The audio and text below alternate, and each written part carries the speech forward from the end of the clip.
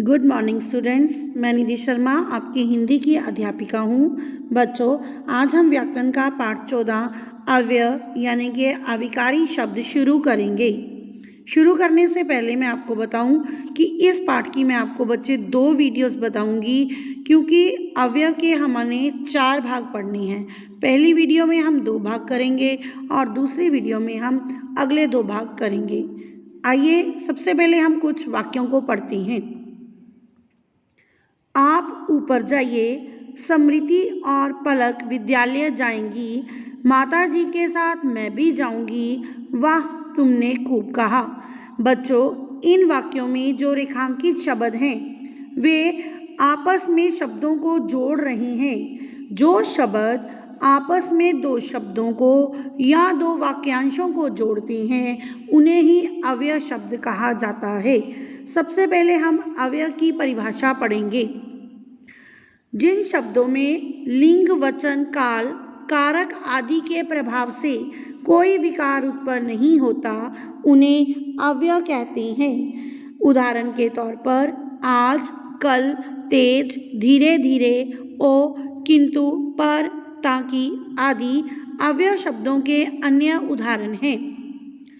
बच्चों, अव्यय शब्दों के भेद। अव्यय शब्दों के मुख्य 4 भेद हैं: क्रिया विशेषण, संबंध बोधक, समुच्चय बोधक और विस्मयादि बोधक। सबसे पहले हम पढ़ेंगे क्रिया विशेषण क्या होता है। जो शब्द क्रिया की हमें विशेषता बताते हैं उन्हें क्रिया विशेषण कहते हैं। जैसे वह दिन भर पढ़ता रहता है, आप आगे आगे चलिए। इन दोनों ही वाक्यों में दिन भर और आगे आगे शब्द क्रिया की विशेषता बता रहे हैं, इसलिए ये क्रिया विशेषण शब्द हैं। क्रिया विशेषण के भी बच्चों आगे 4 भेद होती हैं: स्थानवाचक क्रिया विशेषण, कालवाचक क्रिया विशेषण, रीतिवाचक क्रिया विशेषण और परिमाणवाचक क्रिया विशेषण। सबसे पहले हम पढ़ेंगे स्थानवाचक क्रिया विशेषण। जो शब्द हमें क्रिया के स्थान के बारे में बताए कि क्रिया कहाँ पर हो रही है, उस स्थान का बोध करवाएं, उन्हें हम स्थानवाचक क्रिया विशेषण कहते हैं। उदाहरण के तौर पर भीतर चलो, वहाँ पढ़ेंगे माँ बाहर जा रही है। इन दोनों ही वाक्यों में भीतर और बाहर हमें स्थान के बारे में बता रहे हैं कि क्रिया कहाँ पर हो रही है, इसलिए ये दोनों शब्द स्थानवाचक क्रिया विशेषण हैं। दूसरा है कालवाचक क्रिया विशेषण। बच्चे, काल का अर्थ होता है समय, तो जो शब्द हमें ये बताते हैं कि क्रिया किस समय में हो रही है उसे कालवाचक क्रिया विशेषण कहते हैं। उदाहरण के तौर पर वह प्रतिदिन दौड़ लगाता है, वह दिन भर सोती रहती है। यहाँ पर प्रतिदिन और दिन भर हमें समय के बारे में बता रहे हैं कि क्रिया कब हो रही है, किस समय में हो रही है, इसलिए ये शब्द कालवाचक क्रिया विशेषण हैं। आगे दूसरा भाग जो है वो है संबंध बोधक। संबंध से ही पता चल रहा है कि जो हमें 2 शब्दों या 2 वाक्यों में संबंध प्रकट करें उन्हें संबंध बोधक शब्द कहते हैं। परिभाषा पढ़ेंगे। जिन शब्दों में संज्ञा अथवा सर्वनाम का संबंध वाक्य के दूसरे शब्दों के साथ ज्ञात होता है उन्हें संबंध बोधक कहते हैं। उदाहरण के तौर पर पुलिस चोर के पीछे पड़ी है, राम के साथ उसका भाई भी गया था। पहले वाक्य को ध्यान से पढ़िए बच्चों। पुलिस चोर के पीछे पड़ी है।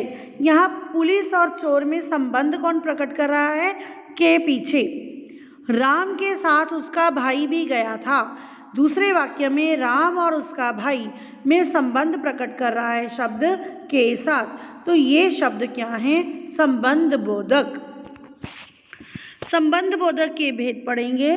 सबसे पहले है स्थान सूचक, जो हमें स्थान के बारे में इशारा करती हैं, जिसके उदाहरण होती हैं के पीछे, के आगे।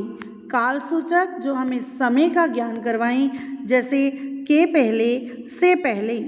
दिशा सूचक, जो हमें बताएं कि काम किस दिशा की ओर हो रहा है, किस तरफ हो रहा है, जैसे के ओर, के तरफ।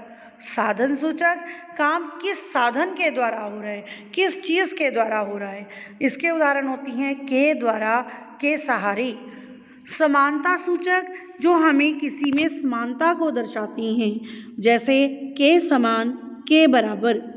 कारण सूचक जो हमें बताएं कि क्रिया किस कारण हो रही है, जैसे के कारण, के मारे।